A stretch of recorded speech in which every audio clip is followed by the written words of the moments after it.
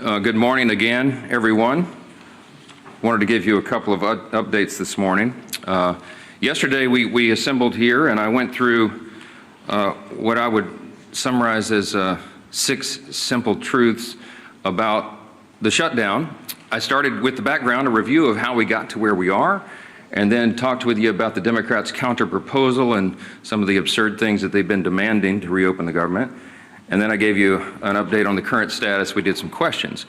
Well, sadly, that status has not changed. As you know, last night, the Senate Democrats, the same group, voted again to keep the government closed. So that was their 5th vote to shut the government down on the American people. It is regrettable and sad, and real pain is being felt by real people because of these political shenanigans. So today, instead of the 6 simple truths, I'm going to give you 5 key facts, okay? And then we'll do some questions. I'll be more brief today. I do think it is incumbent upon us to mark the tragic anniversary of October 7. And I'll just say just a very brief word about that. There's a lot that could be said. But there are protests right now around the country and around the world against Israel. And it makes no sense. We have to remember what October 7th marks. It was a massacre. You had 1,200 people that were murdered, many of them tortured and raped. I mean, just the most heinous crimes. Bloodthirsty Hamas terrorists went into villages of Jewish people in Israel and murdered babies and put them in ovens. It's unspeakable, and I won't go into the gross detail of what happened, but it was just terribly, terribly tragic. And then, of course, they kidnapped 250 people. It was the darkest day for the Jewish people since the Holocaust. And these are objective facts, and right now there are people protesting against Israel for fighting a war to defend their people and their homeland. And I would just say this very brief. I was on a radio interview this morning at WABC in New York.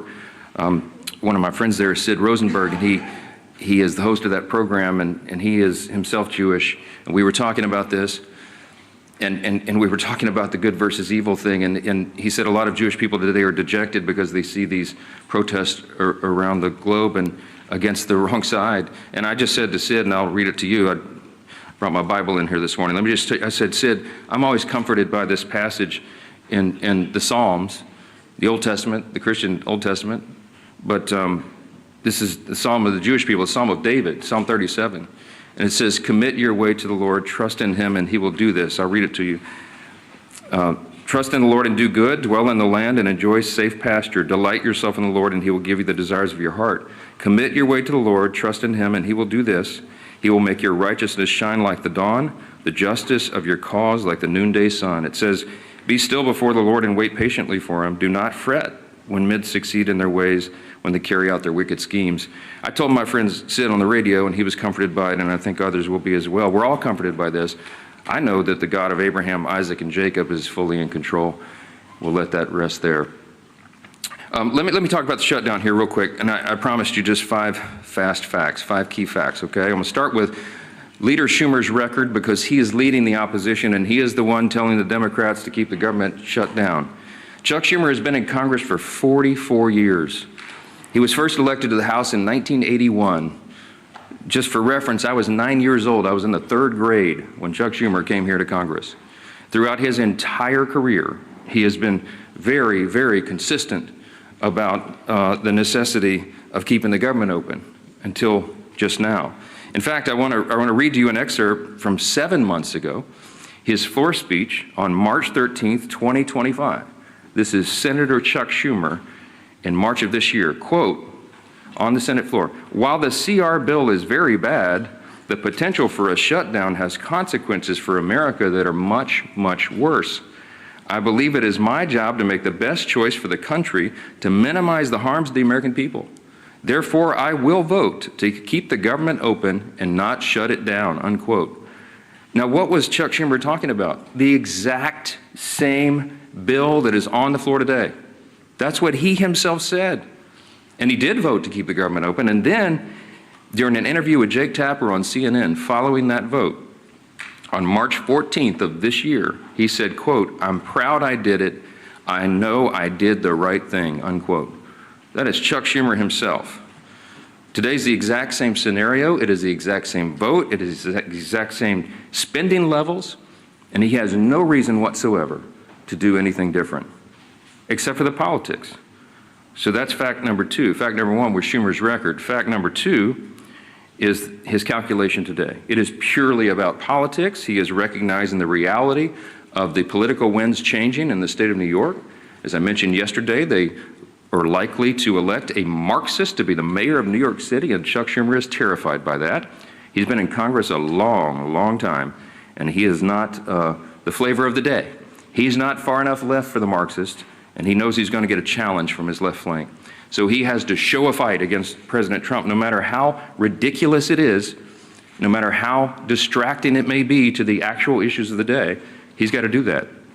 Democrats have been in the political wilderness since last year's election. I got a couple of numbers for you here. Just over a week ago, Quinnipiac released the latest poll, the lowest favorability rating for the Democrat Party ever recorded. They're at about 30%. 30% favorability. Democrats have hit historic lows and poll after poll since the beginning of this year. Wall Street Journal poll, CNBC poll, the Pew survey, et cetera, et cetera. You've all seen it. Many of you reported on it, or have reported on it, and that is a fact that is inescapable. Third fast fact this morning, the Democrats' record on the CRs. You know about Chuck Schumer's record, but they've all done it. Democrats and Republicans have worked together to pass 13 CRs to keep the government open under the Biden administration in the previous four-year term. Democrats supported every CR close to unanimously in the House and the Senate. In fact, their average is 99%. 99% of the Democrats who are voting no right now voted yes 13 times on the almost exact same, word for word, very simple CRs to keep the government open. But they won't do it now. The fourth fast fact this morning is the actual cost of the Democrats' CR counterproposal. I showed you all the graphics and all the evidence, and it's still there on my website at speaker.gov. You can go and see. The Democrats' counterproposal, what they're demanding to reopen the government and get it working for the American people again, would result in nearly $200 billion being spent on health care services for illegal immigrants and other non-citizens. It's enough to fund the entire children's health insurance program, $200 billion. And that's just part of the $1.5 trillion in new spending that they want to hoist upon the American people for big liberal wish lists in the middle of a very simple 7-week stopgap funding measure to keep the lights on. Fifth fast fact, and I'll take your questions, the cost of the government shutdowns for real people. So this results in crippling economic losses right now. These are the latest numbers. We've been assembling these, and I'm sure many of you all have been reporting on it. Each week the shutdown continues, it will wipe out an estimated $15 billion in our gross domestic product in our country. A month-long shutdown would mean not just 750,000 federal civilian employees furloughed right now, but an additional 43,000 more unemployed Americans across the economy, because that is the effect, the ripple effect that it has in the private sector. You could go state by state, and we could have charts and graphs this morning and show you what it's going to mean to every state. But what the shutdown means in the state of New York, for example, that's Chuck Schumer's state. The impact there is a decline of $1.2 billion per month in GDP. That is the pain that is being wrought. And I, again, have to mention that when you shut down, as they have, women, infants, and children nutrition programs, veterans health services, the disabled, the elderly who receive health care at home, all these programs are now being shuttered because the funding streams have stopped. We have troops, we have Border Patrol agents, TSA agents that are all serving, protecting all of us, protecting the country without pay right now. Real hardships for real families, and it cannot drag on any longer. We are pleading with the Democrats in the Senate to do the right thing. The Republicans are united 100%, and we have proven it with our votes. The President, the Republicans in the Senate, and of course the Republicans in the House have done the right thing. We have all advocated to keep the government open. We have all voted repeatedly over and over to keep the government open.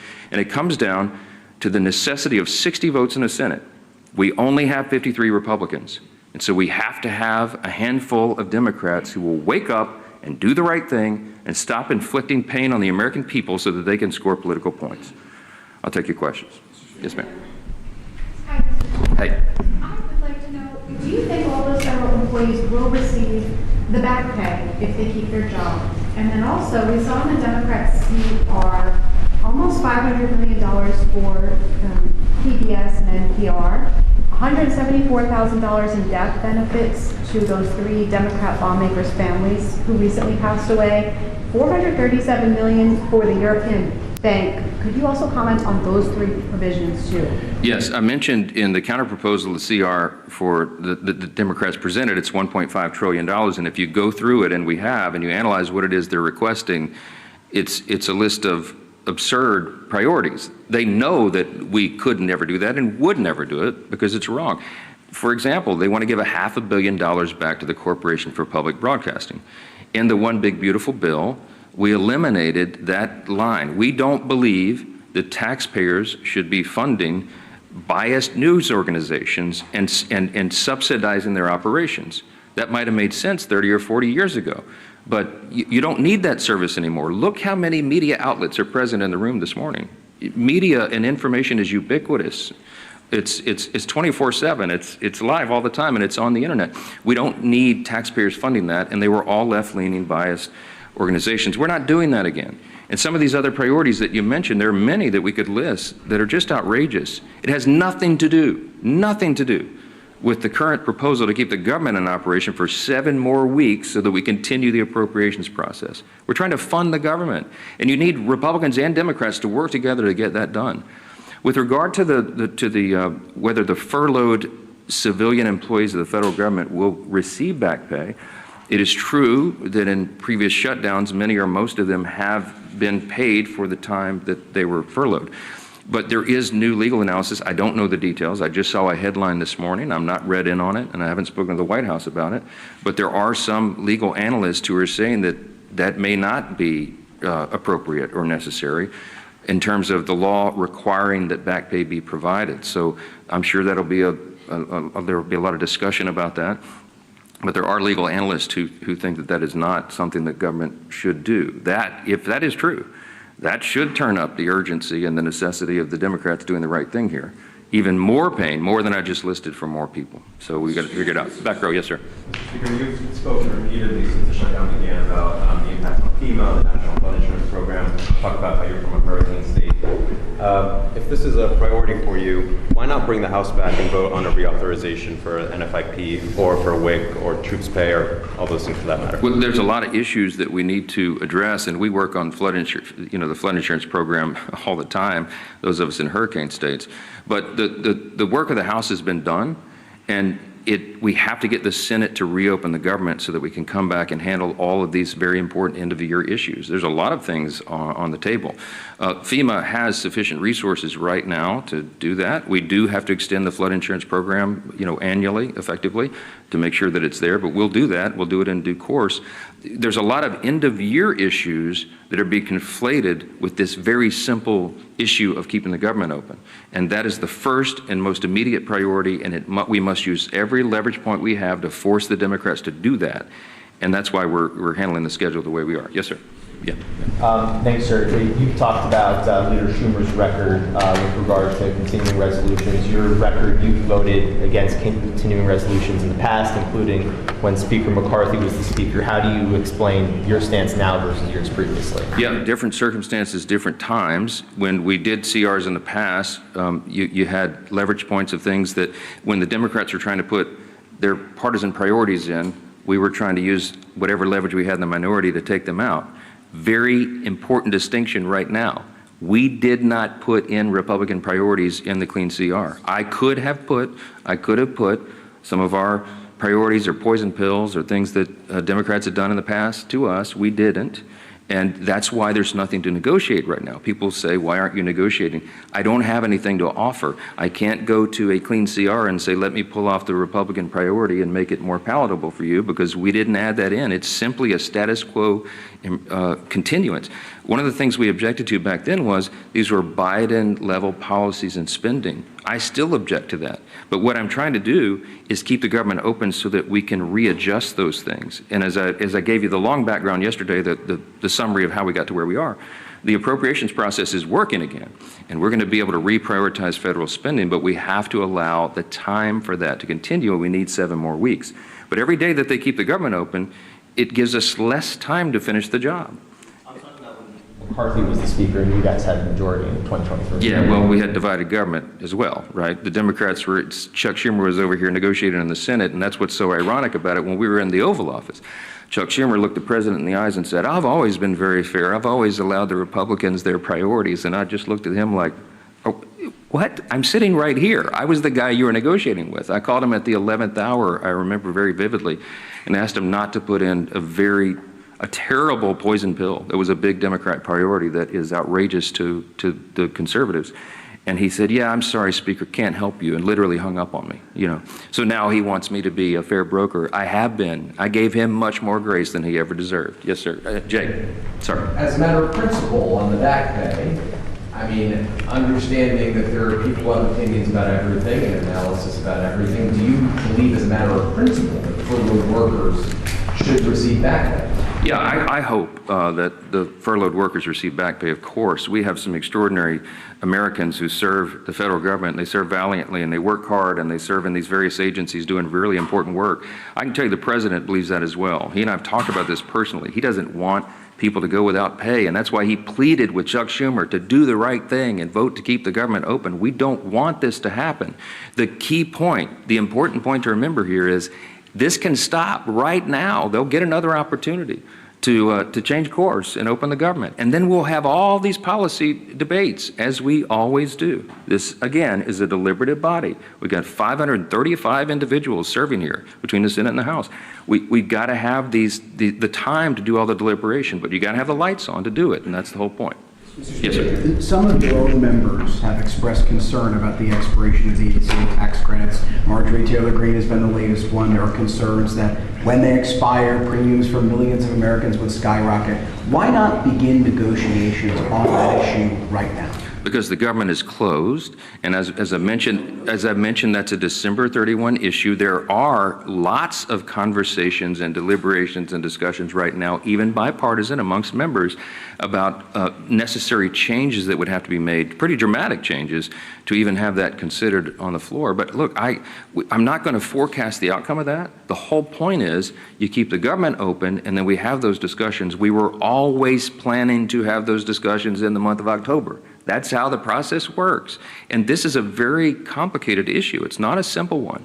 And you have, as I mentioned, there's probably 400 different ideas on the table of how to modify, change, or improve that if it is indeed going to be extended. And there's lots of concern all the way around. But there's no way that if 4 of us can go in a room and just snap our fingers and say, oh, here's the solution, let's get it done. We haven't had time to do that. And so we will. But we have to get the lights back on and get everybody here working again in their committees, through their processes, and on the floor in order to have fruitful conversations about that. So we hope that we'll do it. Yes, sir. Congresswoman Greene specifically said that Republicans do not have a plan to deal with health care. Congresswoman Greene does not serve on the committees of jurisdiction that deal with those specialized issues, and she's probably not read in on some of that because they've still been sort of in their silos of the people who specialize in those issues.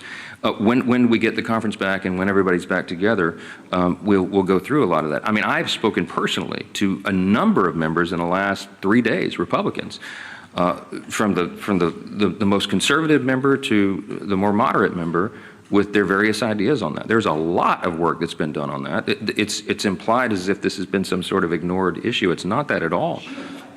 Okay, but everybody's entitled to their opinion. I mean, not everyone knows everything.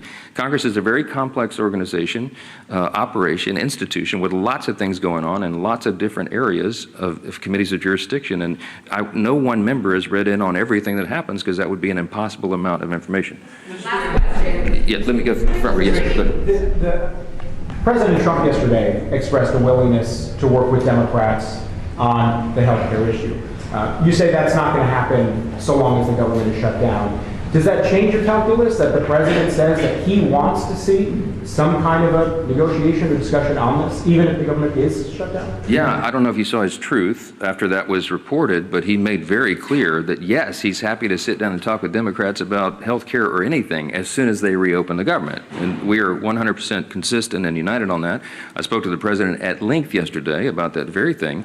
And yes, he wants to solve problems. The president is a deal maker. He likes to figure these things out and works towards solutions. And that's why he's a bold, strong leader that America needs right now. I'm excited to work with him on that. I have the exact same opinion and position. But again, none of this can happen until the Democrats stop inflicting pain on the American people and turn the lights back on in Congress and get everybody back to work. I certainly pray and hope that they will do that and they don't drag this on for political purposes. Thank you all so much. Mr. Speaker, when will you swear in Ms. Grijalva?